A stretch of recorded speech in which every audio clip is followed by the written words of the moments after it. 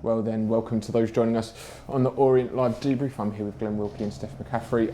Just a killer.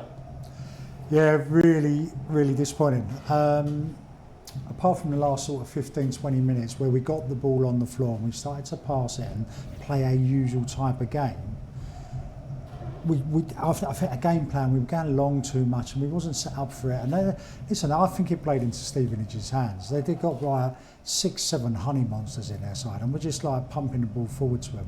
Our game is about getting the ball on the floor and playing football.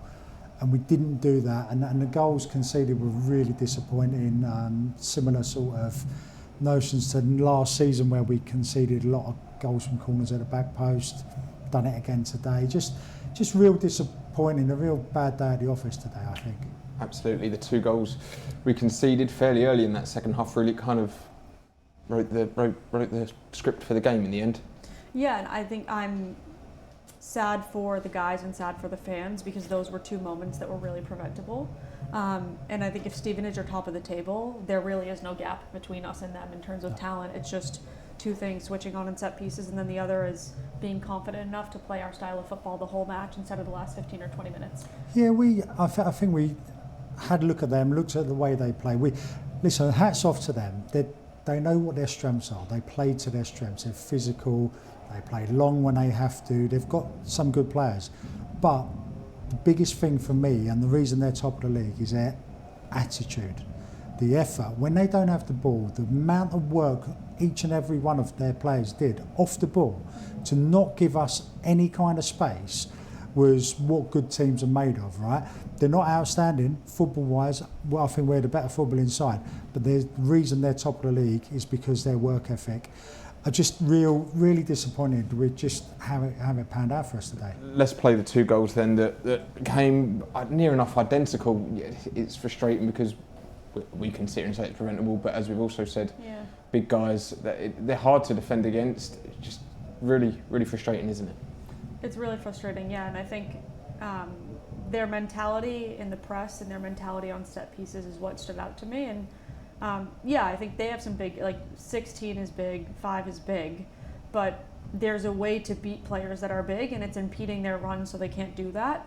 And that starts with mentality and it starts with a commitment to stay switched on and work with the people around you. So I don't necessarily think that just because their players are big and they play to their strengths, it's an excuse for us, because I don't think we're marking appropriately on set pieces. Tommy Simpkin at the near post as well. It's obviously bounced low. It's a difficult one, but just to concede those 2 goals in such quick concession, Glenn, in that manner, you know, it makes the second half really difficult for us. Yeah, very difficult. My question is, whatever happened to old school football where you had 2 people on the post?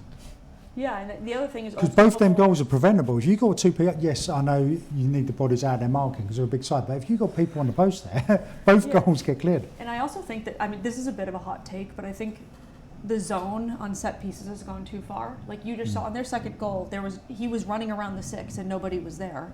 And I sound like a broken record, but the way you beat players that might be a bit bigger and stronger is not by zoning, it's by being tight to them, maybe doing something that's a little bit shady and not getting caught. It's not zoning off and then letting them run and trying to get off at the back end. I don't like zonal marking, never have. Yeah. I think you go man to man, woman to woman. Yep.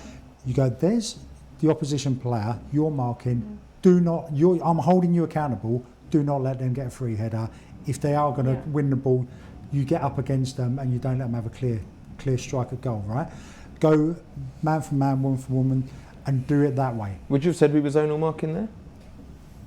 I think what we do is, if you run it back, I don't know if we can see it again. I don't know you if have we were some zoning or we people. lost him. You have. I've seen it over the season where you'll have a couple zonal marking, and you'll have other people go in player for player, right? You do have a few free spare people. I've just missed that. In my view, it was a little bit of a blend. Like we were zoning in the 6, and then we had 3 markers. And if you're going to zone, like see there, Ballard could have been an extra body on a big runner, so watch him stay. There's a lot of different ways to view that, but my view is that 16 is so big and strong that I want 2 people on him. And then the second one, you're going man for man with Piergianni, but Glenn, he's just a threat. He always has been back in our National League days. I'm sick of seeing him. Right, okay, if we're going to be really harsh there, that goal, you're saying, right, how did you stop that goal? What could we have done better? Omar Beckles, experienced player, captain on the pitch. He's marking him, gets in a bit of a tussle, he runs forward, Omar's running forward with him. He then gets fixated on the ball. Pigiani checks, pulls his run, spins behind him. Omar's still looking at the ball and he's lost him. Yeah. He's lost him. So if you want to be critical and go into depth on it, and then obviously Simkin is going to be really disappointed with getting beat there at his near post. It's interesting. When I watched that the first time, I thought Beckles was zoning, but I don't think Richie told him. Now, Richie obviously didn't tell him to zone, but he almost, in his own mind, switched to his zone once the ball was coming in, because he's just looking at the ball, he's not looking at the player. I just think it's a bad decision. He's marking him man to man. He makes a run, he goes with him, but as the ball's in flight, he looks at the ball as if to say, can I win this? And at that moment, Pigiani pulls off the back of him, wins the ball. But listen, it is what it is. I'm not saying that's because of that. We've lost the game. Yes, we've lost 3-2. I just didn't like the way we set up today and the way we played. And I thought the hats off to them. They were a very disciplined, good side. Well, absolutely. And we did get back into it. Let's see the goal that did get us back in with a sniff. Half hour on the clock or so still. A bit of fortune to get this one, Steph. But hey, this got us back in it, and we could have gone on. For sure. But I think in credit to, we were obviously just a bit critical of us on a set piece on the other end. But what we've done here is fight for every ball, be relentless on the second, and then we eventually get something out of it. And that's exactly what Stevenage did on the other end. So super, super proud of the guys for not kind of just sitting and be like, oh shit, we lost the game. Oh no. Oh, we lost the game. And instead kind of giving them a taste of their own medicine. Well, it's post-watershed in a lot of countries, if anyone's watching this in Thailand or something, but we'll bleep that one out for the YouTube as well. But we built pressure as well after that. We had chances. Let's take a look at them now. We had penalty shouts. We were positive it was too late. I thought we would have gone on. Once we got our second goal, I thought, right, the game's there now, we're going to go on. Is that the penalty incident or not? We'll see the replays in just a second. I was saying how great the referee was at half time. He's certainly evened that one up. He's the worst referee I've ever seen. No, similar to the Mitchell one in the first half. But as it comes up, you can't see it from Can we get angle. it even slower potentially? It's so extended from his body. Yeah, from the other angle, when you see it that. at pitch level, his arm is up, and it's just ridiculous. It's such a bad decision from the referee. He couldn't have seen it, because if he has seen it, he's got to give it. We'll try and get this one slowed right down if we can get the replays again. His arms are maybe a little bit higher, but again, it bounces up at him quick. But we really should study the laws for next week. But as we see here, I don't know if it bounces up quick though. It was a ball. Doesn't. It came across the box, the entire box, and he was locked. So this is a better view. So look how much he has a lot of time to react there. Bang. Stonewall or on balance? Well, we can only go on what the referee's given. No penalty. No. But for me, from a different angle, where you will see that on different angles, I'm sure later on the highlights, clean penalty. His arms away from his body. It doesn't show it there.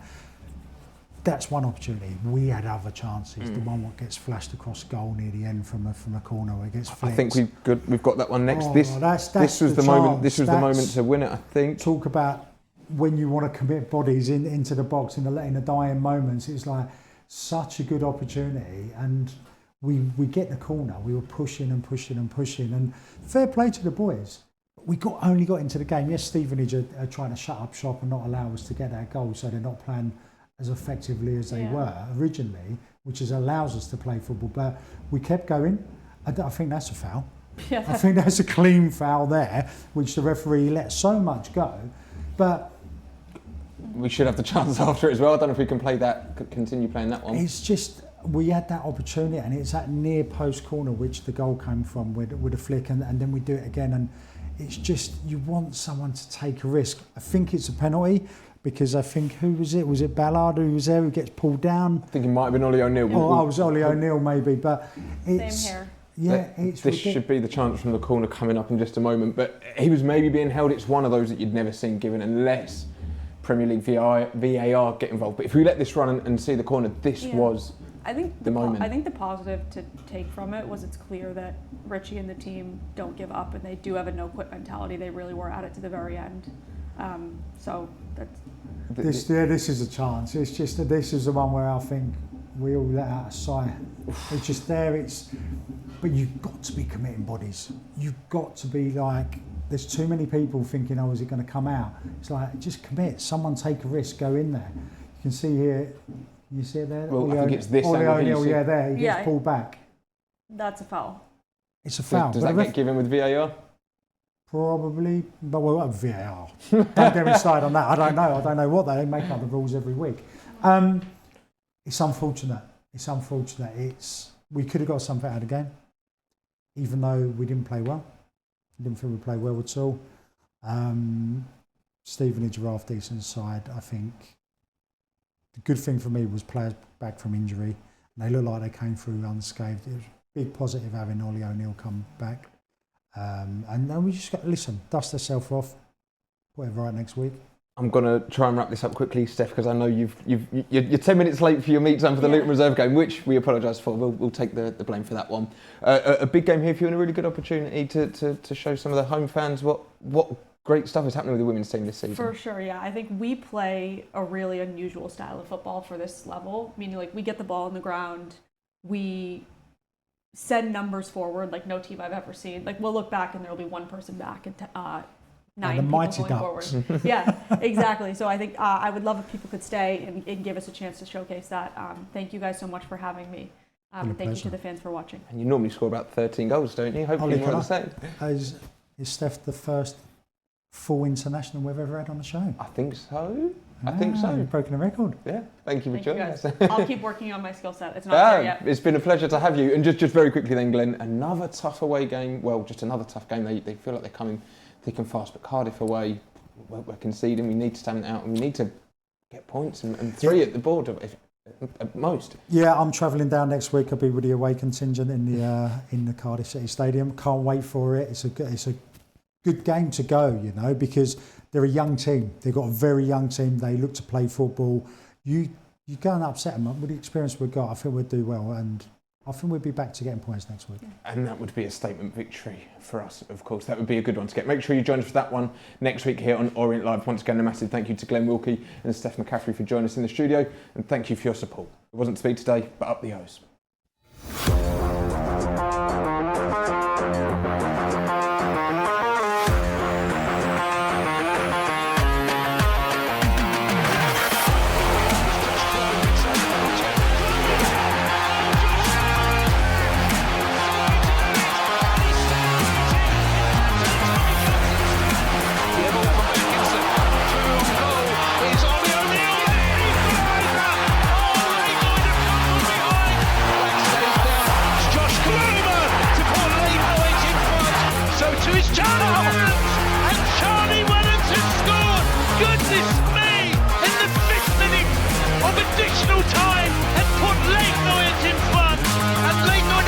Behind and surely have picked up 3 precious points.